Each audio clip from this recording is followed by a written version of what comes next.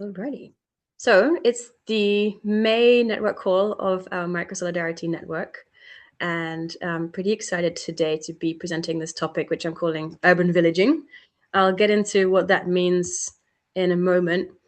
First, to introduce myself, I think most of you know me, but if you are watching this and you don't, or you are new on the call, I'm Jocelyn, and I've been hosting this call since the first Microsolidarity gathering in Belgium back in 2022, I think. Anyway, about 3 years. That's crazy. And we've been doing it almost every month. And it's really, this call is for us to meet each other. We've often been sharing about our projects. A bunch of you have actually presented recently in the Present Your Project series, which is also on our YouTube channel and was really, really awesome the last few months. And sometimes we do peer support practices. It's really about like living microsolidarity and exploring it and researching practices together in an online format.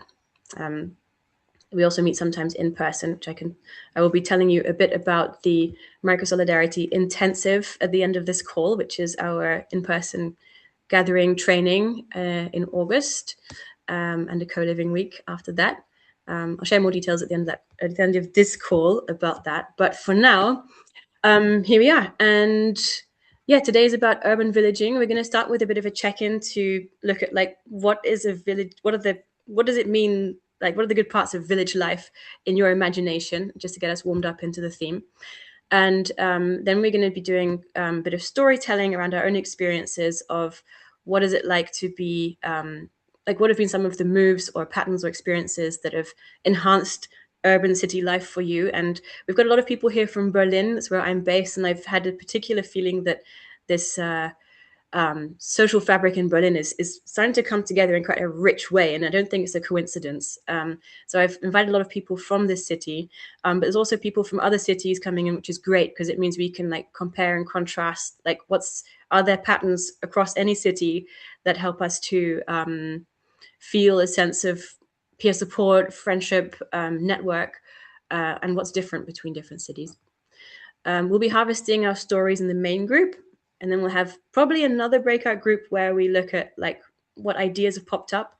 But if time's running short or we want to stay all together, we might just do that conversation in the big group all together. We'll see. But we will have time for in-group harvesting of that conversation anyway. And as I said at the end, I'll share some upcoming network updates. And if you have an announcement that you'd like to make, feel free to, you can have a little airtime for sharing any Microsolidarity related event or thing that's going on in your life that you want to let us know about. Cool. Are we ready to dive in? Does that sound good? Yeah. I will share a bit more about what I mean by urban villaging. But to begin with, let's get into some breakout rooms. And while I set them up, I'm going to invite you to journal on this question, which you're going to be reflecting on together in your group of 3. I'd like you to think about how you would describe your ideal village. So how would you describe your ideal village in a few sentences to somebody else? Like, what does it have that your current life doesn't have, or does have, if you want to look more on the, like, if you're feeling very fulfilled in that regard. So what is your ideal village? Like, if you were to wake up in one, what would it feel like? What kind of relationships exist there? How would your day look? And I will set up the breakout rooms while you do that.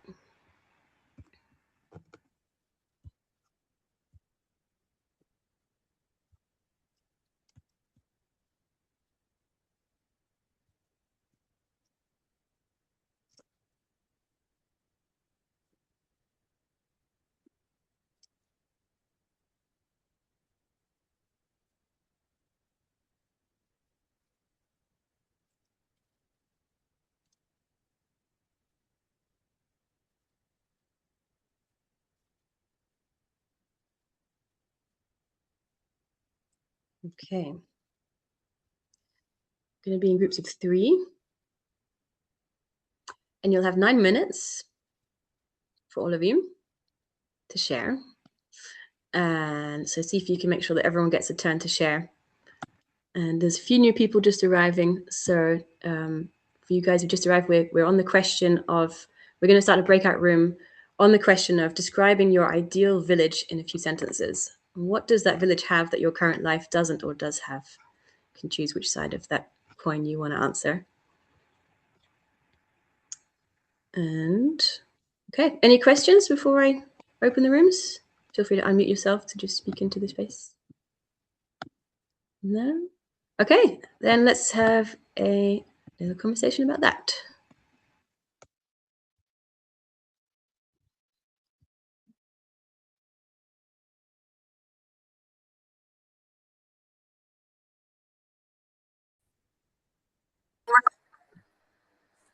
Welcome back, everyone.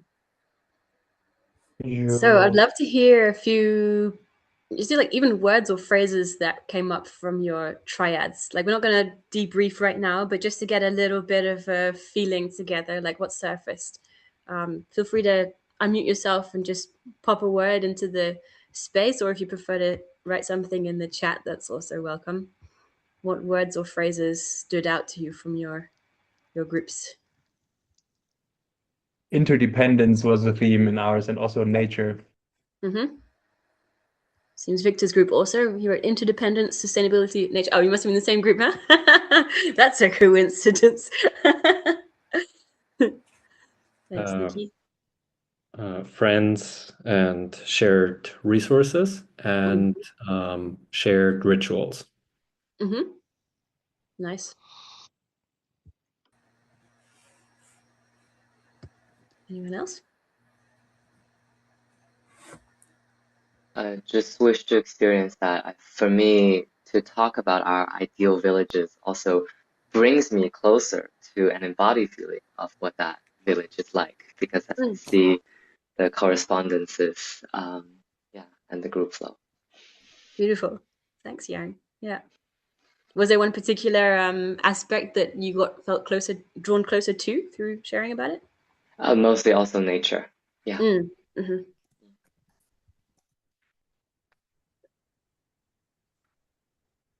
Cool. Yeah. Building on shared rituals, also practices for like repair. Mm-hmm. If they're repair practices and I don't know how I would say it, but community building practices, community like repair and prevention, as it were, by creating practices that can preempt or prevent difficult stuff, sticky stuff. Yeah, thanks, Franca. Yeah, the sense of like addressing conflict in particular. Yeah. Adrian says spaces of encounter, lots of trees, working in and for the village community. Nice. And maybe says neighbors with capacity and time and desire to socialize together. Yeah. I see resonance in the group around those things. Yeah.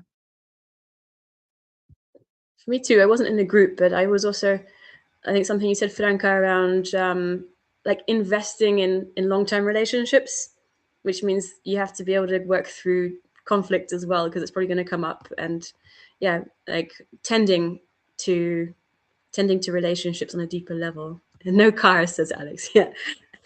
Spontaneity. Totally.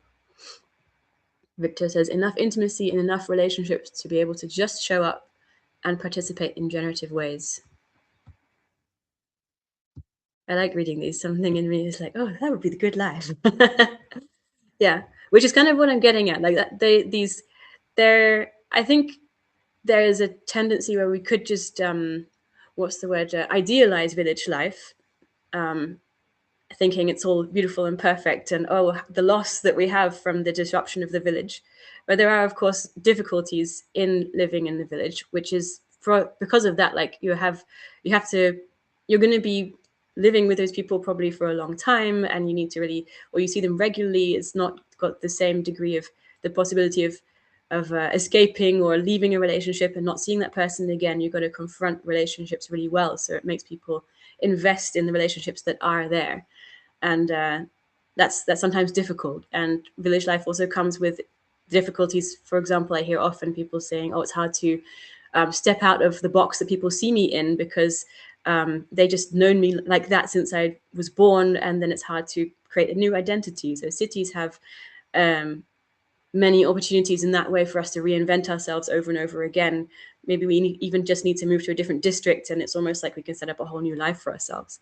So villages are not necessarily easier or better. It's not what I'm getting at with this call, but I do think there are some aspects of village life which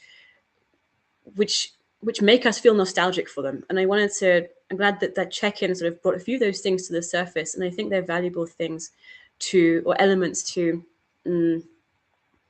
keep in mind when we're trying to create community. Like what are the good bits of village life that we could actually continue to create, even if we are living in a city.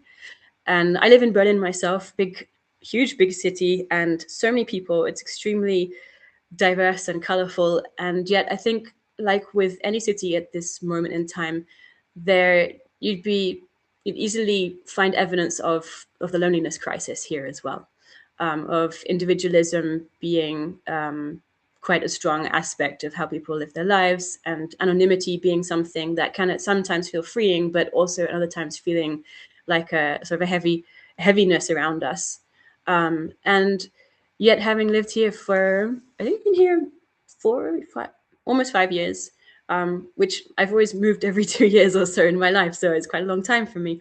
But I found that this sense of what I have nostalgized as the village is starting to seep through in the social fabric that I'm around. And I think many of you here in Berlin are part of a similar network to me. And I've noticed that it's probably not coincidental that some of these good aspects of village life are starting to make themselves known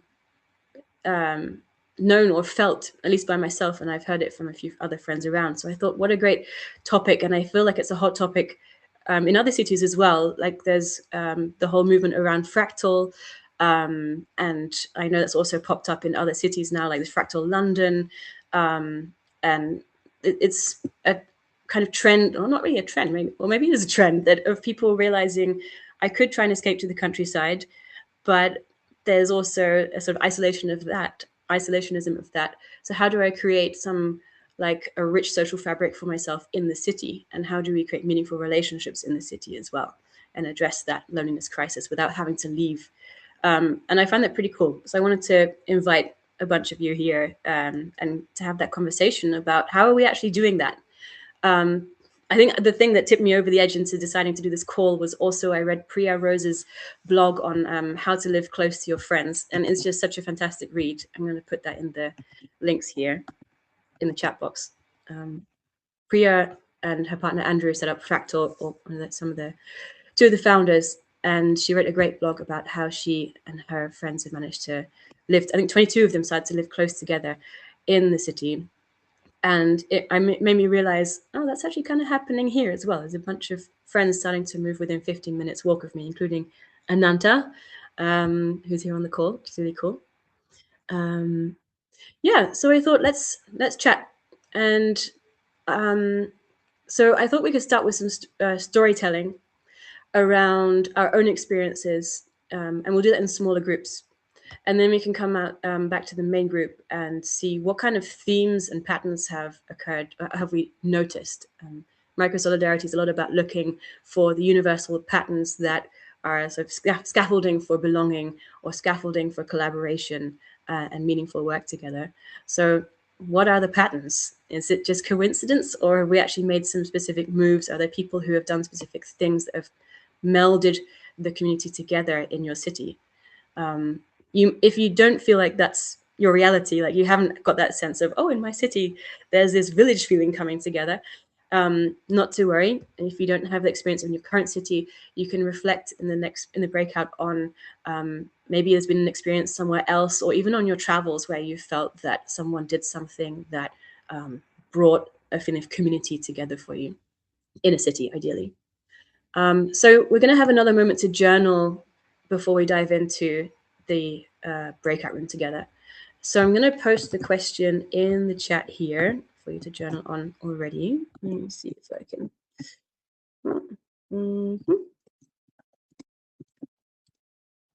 There we go. So the question is there a move that someone made that helped your urban village come into existence or feel more tight-knit? It might be an invitation to an event that they made, or a habit of theirs, or a gesture, or simply like you might summarize that person as like they really embody this particular meme or something like that, or a particular principle. When you're in your group, we'll have one person writing notes to take down key points and patterns to feed back into the group afterwards. But for now, just see if you can reflect on a time or a move that someone made.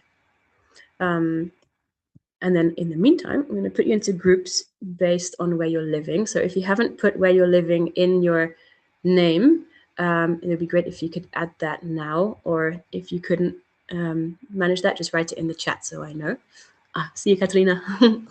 Okay, and I'll set that up. We're going to have 21 minutes in the breakout room, so there's plenty of time to embellish on your story.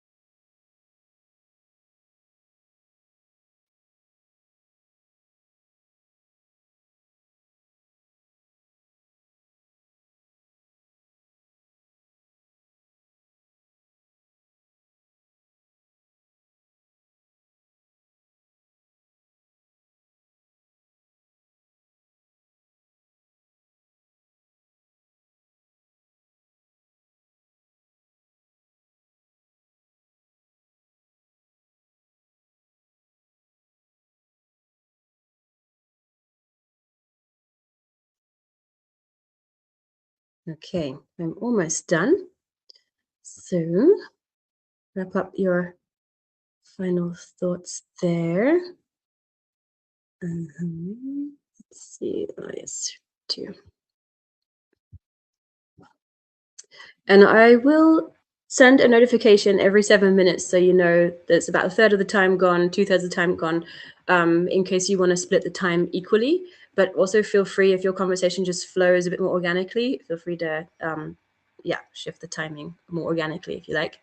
It's also, the prompt is a conversation starter. So if you find yourself veering into other like domains around around this like urban villaging topic and discovering patterns and things in another avenue of conversation, that's totally fine. But yeah, just the most important thing is make sure that everybody gets a chance to share and see where the conversation leads you to. So we'll have 21 minutes and there'll be a 30-second countdown at the end to help you wrap up. There's going to be one group of just 2 people, the USA group, but the rest of you are in groups of 3. Yeah. Alrighty. Any questions before we open the rooms? No? Okay. Alrighty. Here we go.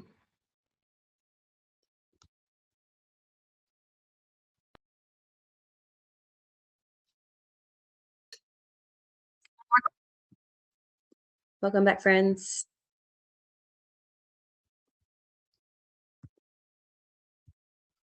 What's going on? I can only see names. Oh, there everybody is. Okay. They've arrived. Lovely. Cool. I hope that was a fruitful conversation and you have many little tidbits or ideas, inspirations to share. It would be lovely to hear a little bit from all the people who were taking notes. I'm hoping there was at least one person taking notes in each of the rooms, so that we can get a little collective harvest going. Yeah, anyone want to start off by sharing like what are any key points or patterns or cool moves that your group that came up in your group? We've got about 10 minutes for everyone to harvest this together, just to give you a sense of how long to share for. I'm happy to go first. I think a pattern we talked about were like a group of friends coming together who met regularly. So maybe they were part of a church group, or maybe they were part of something else. I don't know. We had multiple examples of that, but I can't remember the other example, sorry. And then that group of people decided to, like, as a crew, grow into a congregation of some sort. Then yeah, regular activities like a Wednesday morning meditation or something like that, and small things like inviting people for dinner and movie nights. And we had a lot of examples from Portal, who Yanni was talking about. What's this? There's a 1 weekly brunch. This was an interesting idea. The organizing group at Portal had a 1 month residency on the theme of post-rationality and subjectivity. And from that group, 3 or 4 people were convinced to move to Portal. Sorry, Portal in Porto. Anyway, I give up. And the organizers shared a notion full of like links about like cafes and how much it costs to live there and where to live and so on. That made it easier for people to live there. So I think it's quite similar to what Priya did in her blog post as well. Cool. Yeah. Awesome. Thanks, Abby. Yeah. And food, caring for growing food, gardening, food gardening, co-op activities. Community gardening. Yeah. Community gardening. Thank you. Yes. That's nice, because in the like the ideal village, there's a lot of talk about nature, and it's like, how do you recreate the nature aspect of village life in the city? It's a bit difficult, but community gardening can be one element. Yeah, connecting with the natural world together. Yeah. I could continue sharing something which is connected. We heard about 3 examples of where community was growing, actually, and what they had in common was this. It was always it was mentioned in our group called a third space. So it's not somebody's place, so it's something else. It's not mine, it's not yours, it's a third space. We talked about the Church of Interbeing in Berlin as a space which is semi-public. So it is something that is defined by certain values which people can align with or not. And then still it will be accessible for anyone who's curious and would like to join according to the code of conduct or guidelines that there are. We heard about a regular dinner happening in a city in Italy, which friends have been holding already for 30 years every Wednesday evening.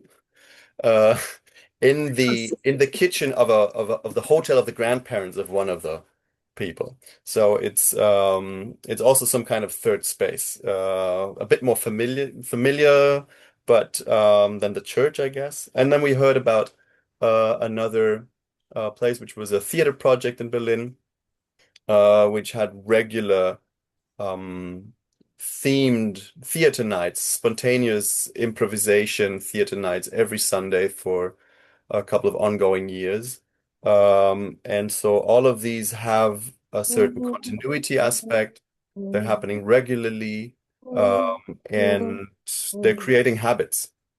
So that was all in common here.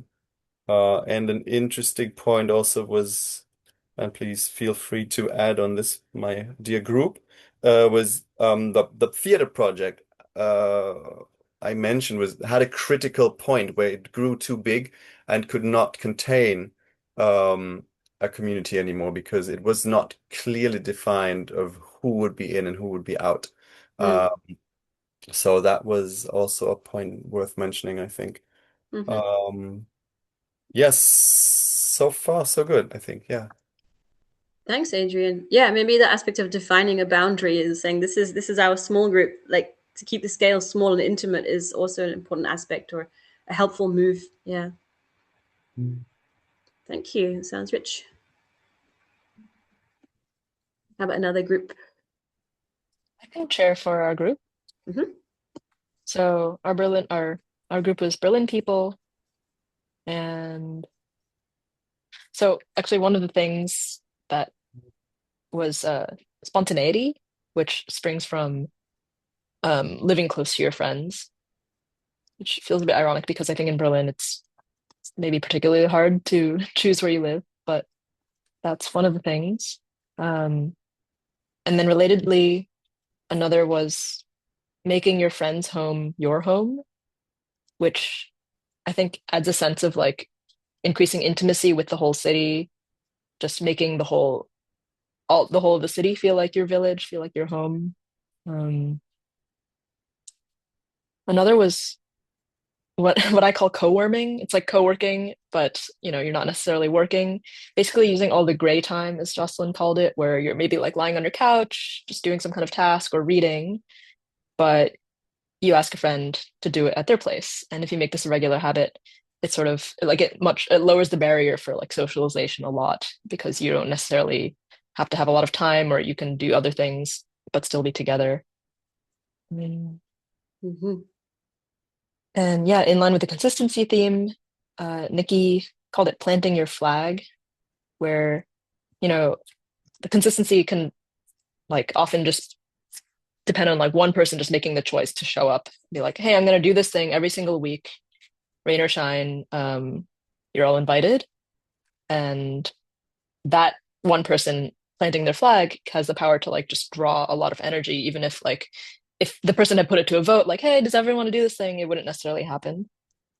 And the last thing I really liked was the idea of an ecosystem where you really pay attention to the different needs and skills and weaknesses and strengths of your various friends and see how they all fit together and see how like the people who are strong in one thing or weak in another can offer their support or just volunteer to like in one case, like one friend of someone in a group knew that like or is just a very gregarious and social person, and he knew that our friend the person in our group was like having always had difficulty meeting new people. So he was like, hey, I'm just going to host a giant party for your third space and introduce a whole bunch of people to you and to your work. And that created a whole bunch of connections. It apparently sounded like a very seminal event. Yeah, so the ecosystem of everyone's different talents and how they can help each other. Nice.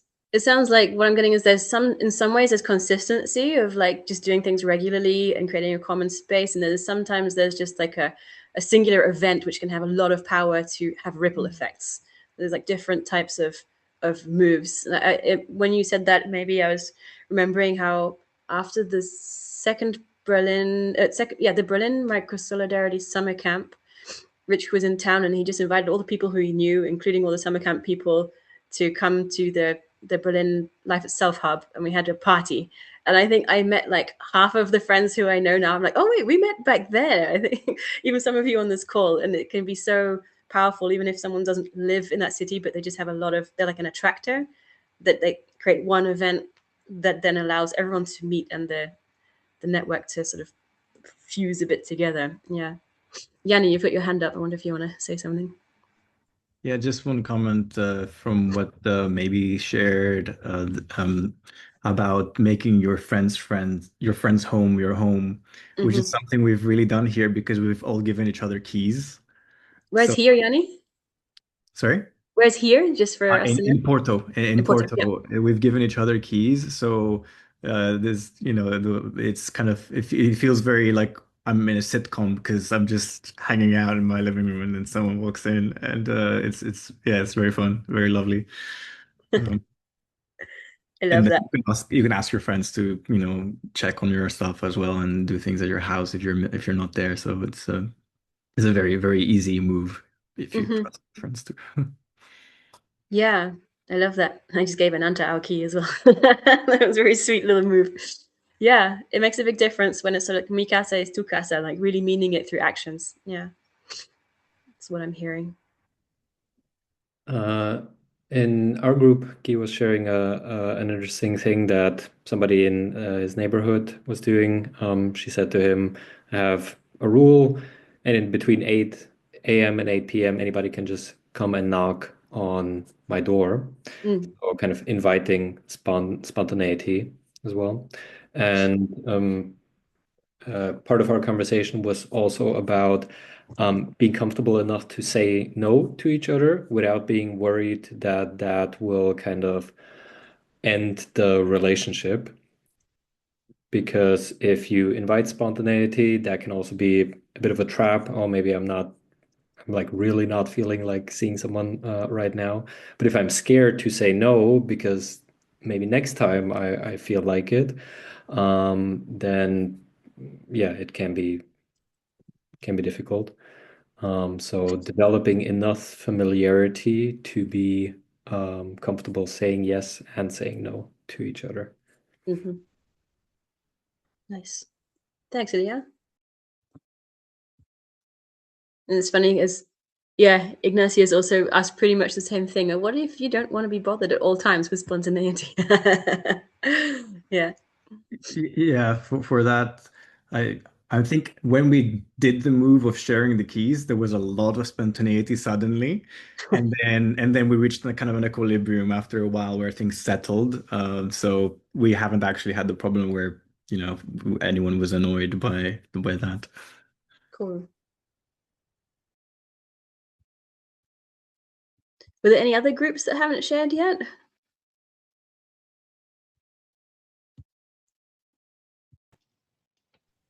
Can I ask a question to Ilya? Just about And this. then Victor, you want to share after that as well? Okay, yeah, pass it to Victor after that. Sorry, I didn't see. Okay. Yeah, this thing about being Mikasa Sukasa, was that with people living in the same building, or was it people living in different parts of the town, really? So where I used to live in a community, I mean, I didn't talk about that just now, but we also did the thing with sharing keys. Jocelyn was living there for a while as well. And that was in the same building, but different apartments in the same building. And yeah, I guess, Yanni, how is it for you? Is it in the same building or? We're different buildings, same block, basically.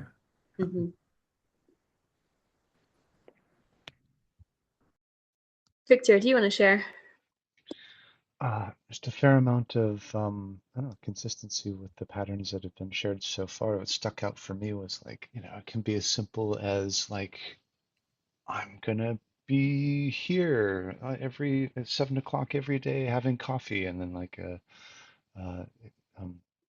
Caleb was sharing like how that has, you know, been an opportunity for people in the neighborhood to get together and share information. I mean, it just seems really simple.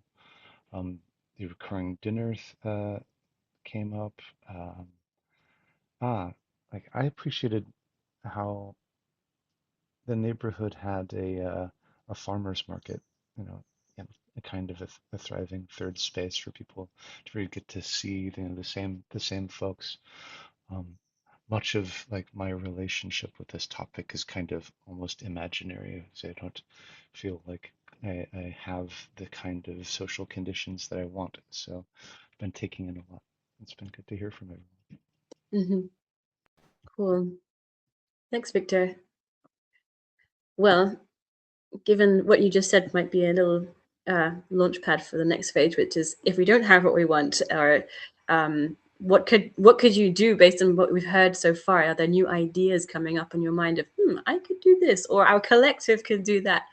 We're going to start moving in a moment towards that generative aspect of what could we put into place as an experiment or a sweet little next step based on what we've heard.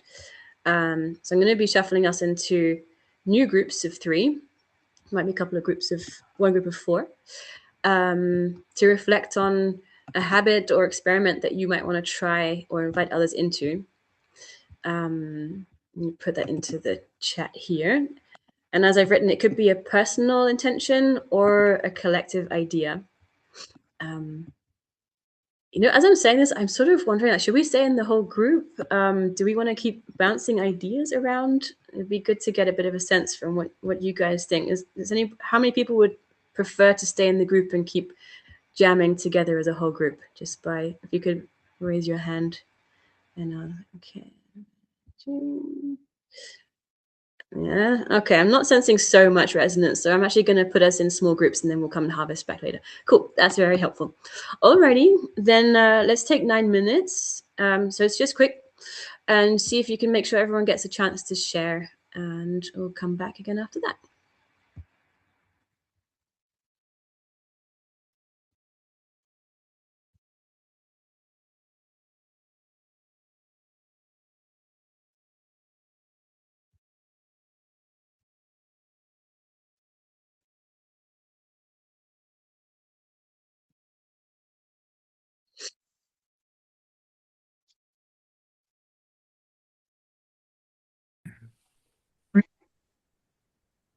Welcome back, everyone. It was probably a short breakout for ideating. We've got 10 minutes left on the call, and it'd be great to just hear a few ideas popped into the space. Is there anything that came up for you that you're like, oh, that would be really exciting to try? And then afterwards, before we close, I'll also share a few invitations and announcements about the network. But yeah, feel free to unmute yourself and share out loud.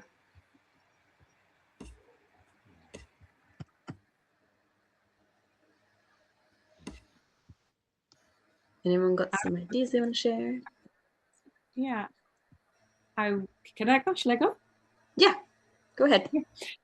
Yeah, I felt inspired because I'm really new back in this area, and it feels like I'm actually kind of really new in this area now, where I've come after being away for 3 years. I thought maybe I could just put the word out via different channels to say, hey, who's interested in creating a sense of an urban village? Let's meet then and then. Everybody bring some food and musical instruments and stuff to draw with and journaling, and let's hang out together and talk about this and see what we can come up with to generate. So just put a very blank slate out there and say, hey, let's generate and see. I thought that's a great way for me to meet like-minded people and also start generating this thing. So yeah, I feel very excited about that, actually. That's exciting, Franca. Thank you. And for people who are listening and maybe just by audio, what's your area so that they know which area is that? I'm in Haarlem in the Netherlands, so it's near Amsterdam. So I thought Haarlem and a few regions just around it, but because Amsterdam is already very Amsterdam, so to generate something in this area would be amazing. Yeah. Very nice, very nice. Cool. And in the Telegram group, there is a Amsterdam channel. I know it is Amsterdam, but if you wanted to add something there about like Haarlem or anywhere, yeah, in that area, that would be a great place to send an invitation as well. Feel free to use that. Yeah. Or if anyone wants to reach out to Franca, she's there as well. Yeah. Thanks, Franca. Anyone else want to share? Could be tiny moves, large moves, earth-shattering moves. Oh, totally. I've in the past taken my portable projector outside and done like a movie night for my neighbors. So I think I'll do that again this summer sometime. That's a beautiful idea. Yeah, an outdoor movie screening for neighbors.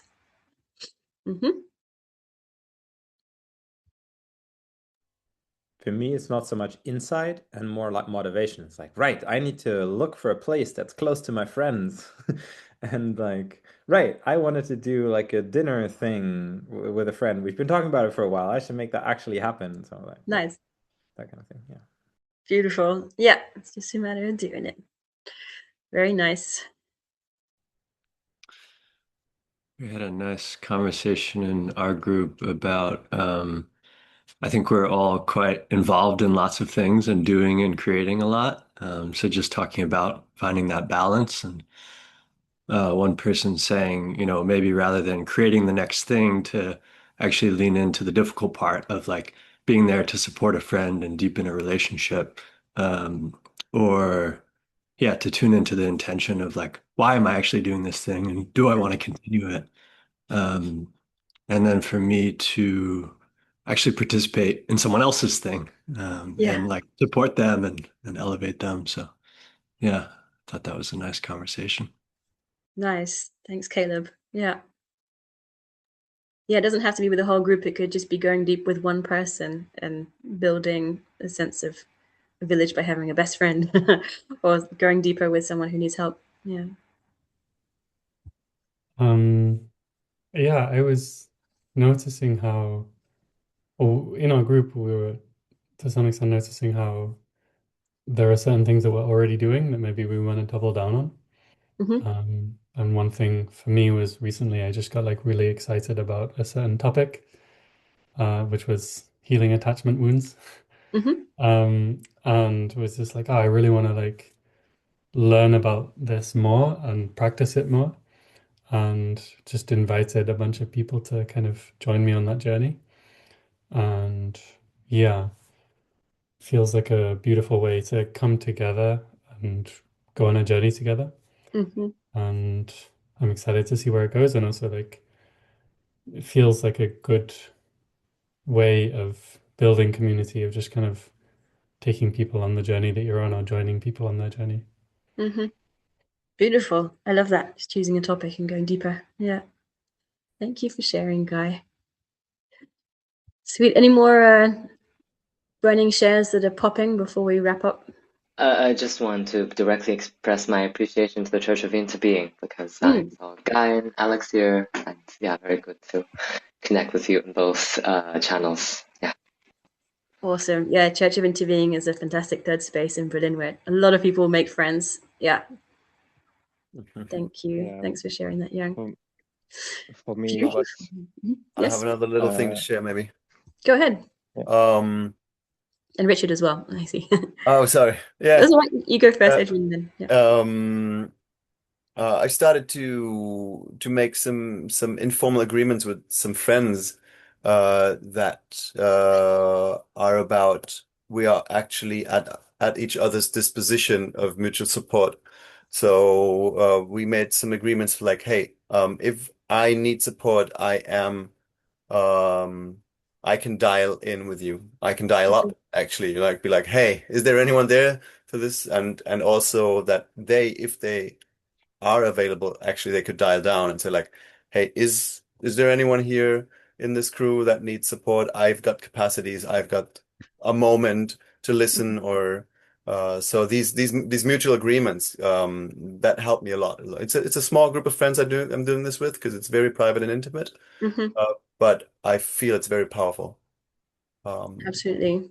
Yeah. Sounds very powerful indeed. It reminds me of just like our friend Johnson has created his support legion, and he has like 30 people who he can just message, being like, anyone available in 15 minutes? And there's always someone who responds. I imagine it makes it so much easier for him to just reach out for help. And yeah, setting agreements beforehand is very powerful. Thanks, Adrian. Yeah, nice to hear. And Richard, the final share?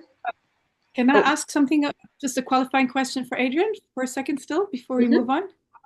Adrian, tell me just a quick gist of the agreements that you made. Like what?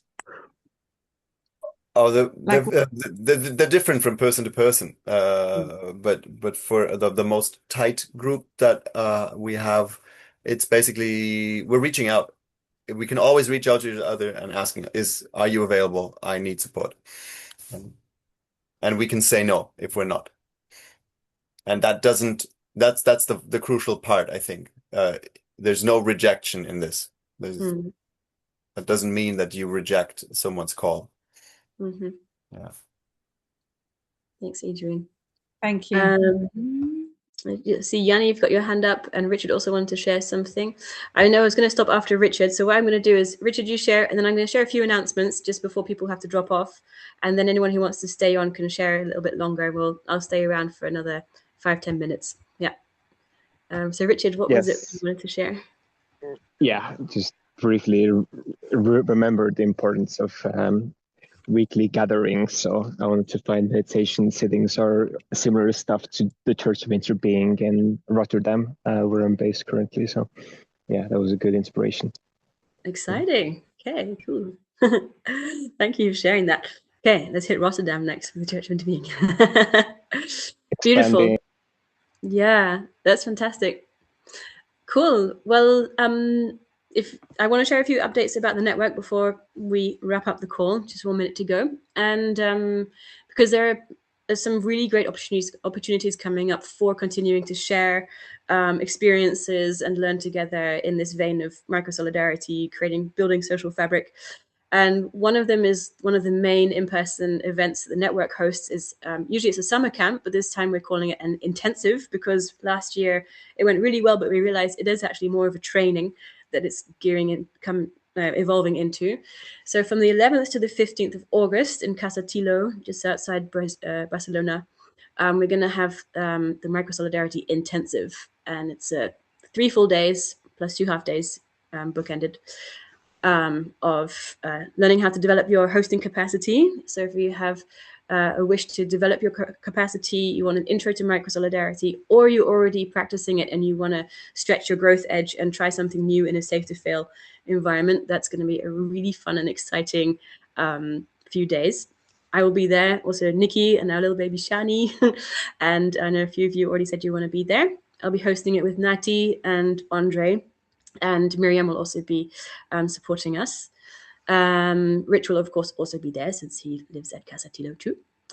And directly after that is going to be the Micro-Solidarity Co-Living Week, which is more like summer camp. So it's primarily for people who are already part of the network, and that's a very loose term. It's sort of self-identified. But if you've been to a summer camp before, if you show up on these calls, if you've been actively practicing micro-solidarity, or you've been to the intensive the week before, that's the week for you to go deeper, and it'll be quite co-created, mostly open space, and we'll also be looking at how we can evolve the network together, in some loosely facilitated conversations under the lovely linden tree by the pool.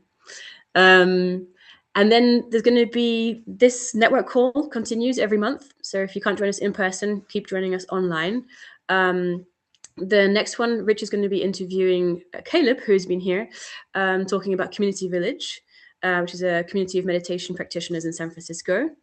And then the July one will be a bit of a preview of the summer camp. We'll be looking at something around developing your hosting capacity there. And then August is going to be about micro-solidarity and families. Like how do we create mutual support for our family tribes in the micro-solidarity spirit? So I think they're going to be really exciting topics to join. I'll put a few links in the chat to help you continue joining those things. One is, I'm going to edit this a bit. Okay, I'm going to send it in messy. There's the email if you want to contact me or anyone in the team about Micro-Solidarity. If you want to have the newsletter and updates where you'll get more information about the Micro-Solidarity Intensive and Co-Living Week, that's at microsolidarity.substack.com. There's a Telegram group which you can join. Just introduce yourself when you arrive. That's the only entry requirement. And if you want to continue joining these calls and you're not a member yet, you can click on the Open Collective link, and it's just €3 a month to keep being invited to join these calls. And if you want to add anything to our newsletter, you can do that as well. It's the final link there. And we send that out usually at the end of every month. And it's a great little place for updates and writing or anything you want to share about a micro-solidarity related event or thought that you've had recently. Yeah, that's it for my my announcements, and we'll wrap it up here officially. So if you need to go, feel free to bounce, but I will stay on a little bit longer. And if you want to have any further comments or questions or ideas that you want to share in the group, I'd be very happy to stick around for that, at least until Shani says, "I'm hungry, feed me, Mom." All right, thanks everyone for being here. It's been a great chat, and we'll put the recording online. See ya.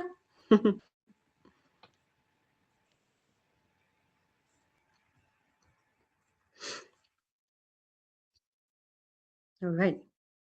Some people staying for the after party. Yeah. Bye. Yeah. Thank you very much. See you around. You're welcome. See you, Adrian. Cheers.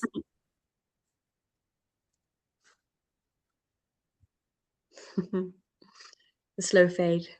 All right, I'll stop the recording now.